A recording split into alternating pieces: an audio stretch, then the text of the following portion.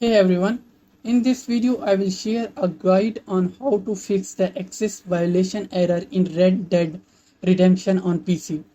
First, try running the game as an administrator. This allows the game to run with higher privileges which can often improve stability. Just make sure you have downloaded Red Dead Redemption from a reliable and safe source such as Steam. If that doesn't work, try running the game in compatibility mode. To do this, right-click on the RDR launcher and select Properties.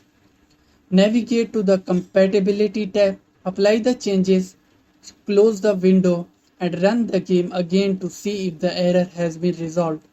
Open the web page mentioned in the video and scroll down to the step 4. Copy the code shown on your screen. Then on your computer, try a new text document using Notepad if you are on the Windows 10. Rename the file as RDRVA. All should be lowercase. Open the renamed file and paste in the code you copied from the web page. Save the file. Next, you will need to convert this text file into an executable. Visit the online converter tool provider in the video and click the large upload button. Select the file you just created, then click convert. This step is crucial because manually renaming the file extension won't work.